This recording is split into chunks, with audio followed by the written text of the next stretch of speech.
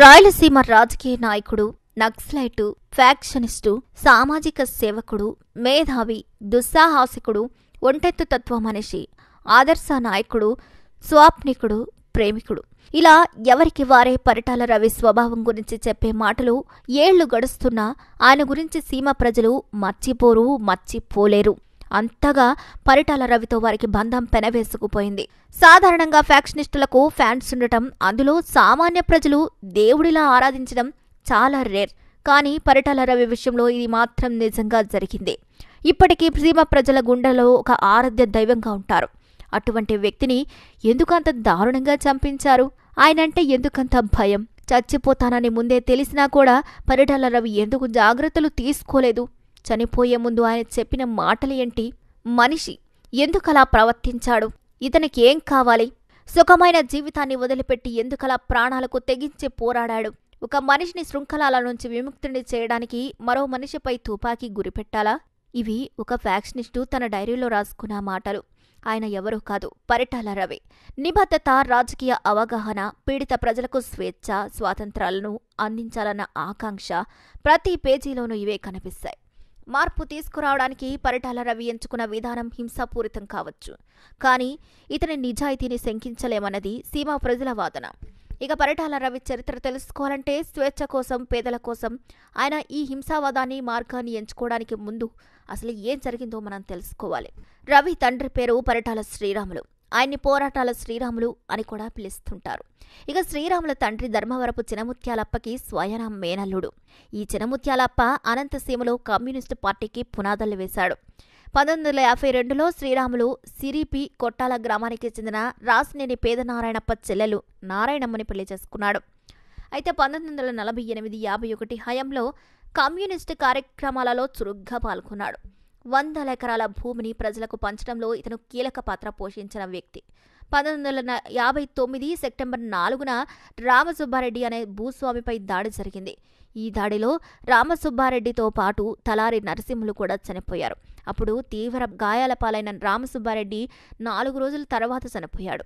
ఇక ఈ హత్యలో పాత్ర ఉంటుందన్న శ్రీరాములకు 13 ఏళ్ల జైలు శిక్ష పడింది. కానీ 1962లో ఆ కేసును కొట్టేశారు. ఫలితంగా అందరూ విడుదలై బయటకు వచ్చారు. ఈ శ్రీరాముల సోదరుడు గంజలంబకు శిక్ష పడింది. శ్రీరాములు బయటకొచ్చాక భారత్ చైనా యుద్ధం జరిగింది. అప్పుడే భారత్ కమ్యూనిస్టు పార్టీ రెండుగా చీలింది. సిపిఐ నుంచి వేరుపడిన వారు 1964 సిపిఎంగా ఏర్పడ్డారు. అప్పుడే సరసనకోట పంచాయతీకి సర్పంచ్గా పోటీ చేశాడు. కానీ ముత్యాలప్ప అనే వ్యక్తి కొందరు భూస్వాములతో చేతులు కలిపి ఆ ఎన్నికల్లో గెలిచాడు.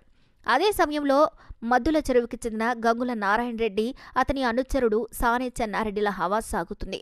వారి నుంచి తమకు రక్షించాలని శ్రీరాముల్ని ఆశ్రయించారు స్థానికులు. ఫలితంగా పెనుబోలు గ్రామంలో భూస్వాములకు అడ్డు తగిలారు శ్రీరాములు. దీంతో శ్రీరాములు వారికి ప్రధాన శత్రువయ్యాడు. అందుకే పొలంలోనే శ్రీరాములను హతమార్చేందుకు ప్రయత్నించారు. కానీ చాకచక్యంగా తప్పించుకున్నాడు శ్రీరాములు. ఈ సమయంలోనే విప్లవ ఉద్యమాల వైపు ఆకర్షితుడై పరిటాల శ్రీరాములు కమ్యూనిస్టు పార్టీలో చేరాడు. ఫలితంగా అక్కడ వామపక్షాలకు బలమైన పునాదులు ఏర్పడ్డాయి. సామాన్యులు సైతం ఆయుధాలు పట్టి భూస్వాములపై తిరగబడ్డారు. శ్రీరాముల్ని చంపితేనే ప్రజలు తమకు భయపడతారని అప్పటి భూస్వాములు అనుకున్నారు. అలా తొలిసారిగా శ్రీరాములు ప్రధాన అనుచరుడైన వెట్టి ముత్యాలప్పపై దాడి చేశారు. కానీ ఆయన త్రుటిలో తప్పించుకున్నాడు. ఇక ఈ దాడి విషయంలో తెలుసుకున్న శ్రీరాములు భూస్వామి అయిన వెంకటరెడ్డిని ఈడ్చుకొని వచ్చారని వాదన ఉంది. తనను చంపొద్దని వేడుకోవడంతో పాటు శ్రీరాముల కాళ్ల మీద పడి క్షమాపణ అడగడంతో వదిలేశారంటారు. అయితే ఇదే అసలు హత్యకు దారితీసింది. 1975లో శ్రీరాముల అనుచరుడైన సిద్దప్పని తమ వైపు తిప్పుకున్న ప్రత్యర్థులు శ్రీరాములు ఎప్పుడు ఎక్కడికి వెళ్తున్నాడన్న వివరాలు తెలుసుకున్నారు. అలా పెళ్లికి వెళ్లొస్తున్న బస్సుపై దాడి చేశారని, ఈ దాడిలో శ్రీరాములు, అతని తమ్ముడు సుబ్బయ్య, తగరకుంటకు చెందిన రామాంజనేయులు, ఎగువపల్లికి చెందిన లింగన్న చనిపోయారు. భర్త కళ్ల ముందే ప్రాణాలు వదిలా ఏమాత్రం భయపడకుండా ఇంతటి ఘాతుకానికి పాల్పడ్డ వారి అంతు చూడాలని నారాయణమ్మ తిరగబడిందని చెప్తారు అప్పటి ప్రత్యక్ష సాక్షులు. 1958 ఆగస్టు 30న జన్మించిన పరిటాల రవికి ఈ ఘటన జరిగిన నాటికి ఆయన వయసు కేవలం 17 ఏళ్లు మాత్రమే. ఆ తర్వాత శ్రీరాములకి మద్దతుగా ఉన్న వారిపై బాగా ఒత్తిడి పెరిగి చిన్నా చితకా దాడులు జరిగాయి. ఇక ఇదే సమయంలో శ్రీరాములు పెద్ద కొడుకు హరి వచ్చాడు. కొంతకాలం ఉద్యమాన్ని నడిపాడు. అయితే ఉద్యమ నాయకుడైన సత్యంని అరెస్ట్ చేసి జైల్లో పెట్టింది ప్రభుత్వం. కానీ హరి వందల మందితో వచ్చి పోలీస్ స్టేషన్లో చొరబడి సత్యంని చాకచక్యంగా తప్పించేశాడు. హరిని పట్టుకుంటేనే హింస ఆగుతుందని ప్రభుత్వం అనుకుంది. అందుకు అనుగుణంగా హరి కోసం వేట మొదలుపెట్టింది. అలా 1982 నవంబర్ 28న ఎన్కౌంటర్ చేసిందని చెప్తారు. పోలీసులు నక్సలైట్ల మధ్య కాల్పులు జరిగాయి. ఇక ఆ సంఘటనలో హరి చనిపోయాడని పోలీసులు రికార్డులలో రాశారు. అన్న మరణం తర్వాత రంగంలోకి దిగాడు పరిటాల రవి.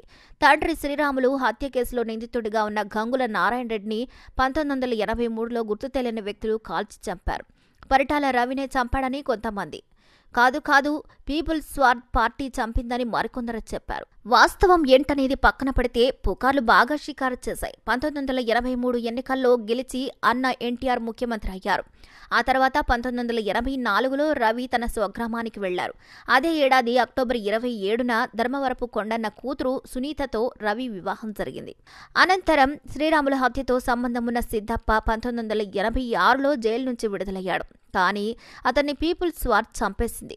పరిటాలనే ఈ హత్యకు కారణమనే చర్చ సాగింది. ఫలితంగా రవిని అరెస్ట్ చేశారు. కొంతకాలానికి మళ్లీ స్వగ్రామమైన వెంకటాపురంకొచ్చేశాడు రవి. ఆ తర్వాత ప్రత్యేక రక్షణ వ్యవస్థని ఏర్పాటు చేసుకున్నాడు. క్రమంగా గట్టి నేతగా ఎదిగాడు.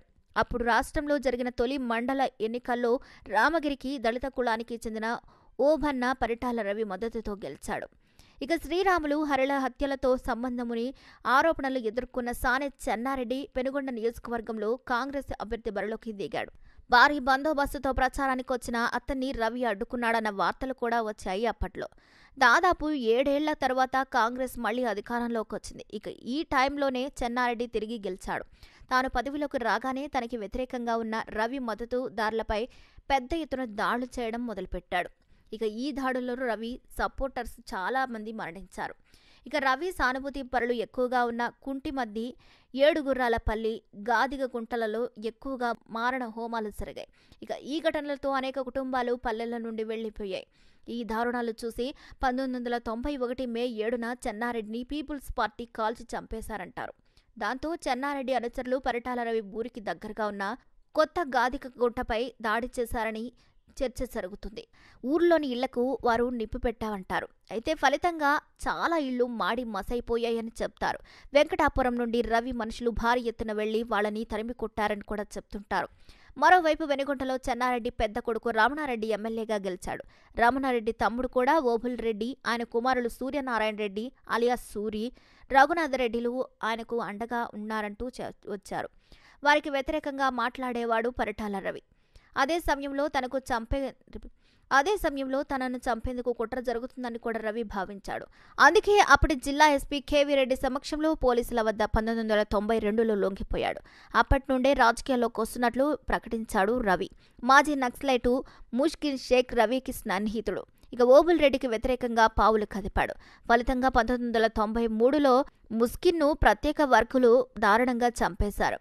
ఇక దీనికి ప్రత్యేకంగా 1993 అక్టోబర్ 24న రవి వర్గీయులు ఒక ప్రత్యర్థులను చంపేందుకు ప్రణాళిక సిద్ధం చేశారు.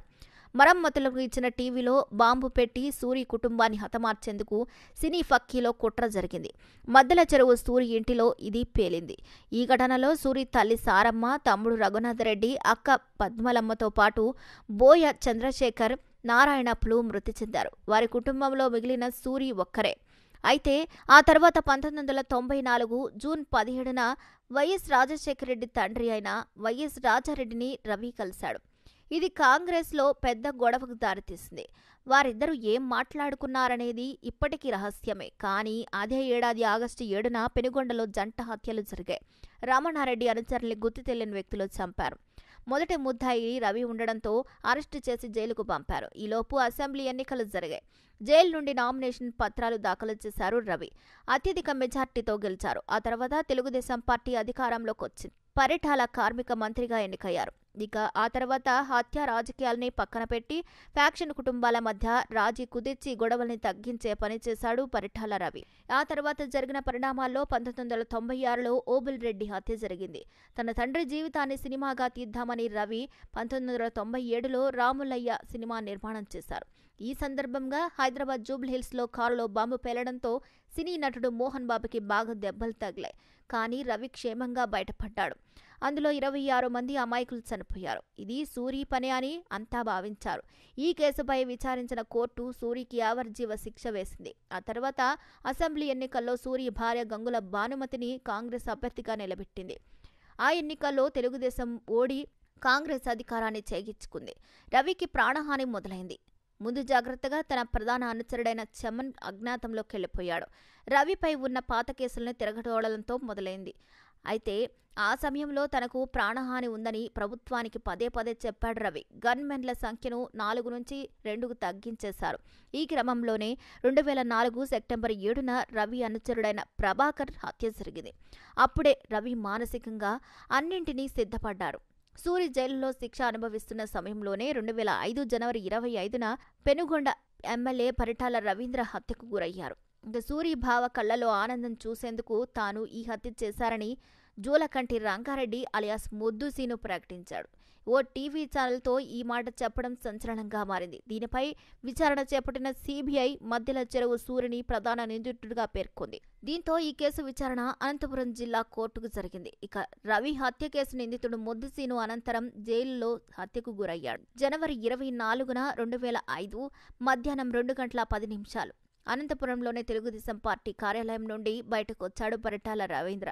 2 గన్మెన్లున్నారు. అంతే, రవిపై ఒక్కసారి బుల్లెట్ల వర్షం కురిసింది. మోకాళ్లలో 2, ఛాతీలో 2, పక్కటెంకులలో 2, చివరిగా గుండెలో 1. ఏం జరుగుతుందో ఆలోచించేలోపే 7 బుల్లెట్లు పరిటాల శరీరాన్ని ఛిద్రం చేశాయి. రక్తం దారలా కారింది. నన్ను చంపబోతున్నారని తెలుసు. పిరికి పంద, నన్ను చంపుతున్నావా, అంతే కదా. అవే ఆయన ఆఖరి మాటలని అభిమానులు చెప్పుకునే మాటలు. ఇక పరిటాల రవి జీవితమంతా ఫ్యాక్షన్ మీద రాజీలేని పోరు సాగించాడు. జీవితానికి మరణానికి సార్థకత ఉండాలని తప్పించిన వ్యక్తి. మార్పు జీవితమంతా విశాలమైనది అని చెప్పిన నేత. ఫ్యాక్షనిజం మానవ జాతిని 2 పరస్పర వ్యతిరేక వర్గాలుగా విభజించే దిశగా వెళితే నేను సామాన్యులుండే వర్గం తరపునే నిలుస్తానని ప్రకటించిన నేత. పరిటాల రవి జీవితమంతా ఫ్యాక్షన్ సామ్రాజ్యవాద శక్తులతో జరిపిన పోరాటాలయమే. మరి ఈ వీడియోపై మీ అభిప్రాయాన్ని ఖచ్చితంగా కామెంట్ ద్వారా తెలియజేయండి. మరిన్ని అప్డేట్స్ కోసం మా ఛానల్ని తప్పకుండా లైక్ చేయండి, షేర్ చేయండి, సబ్స్క్రైబ్ చేయండి.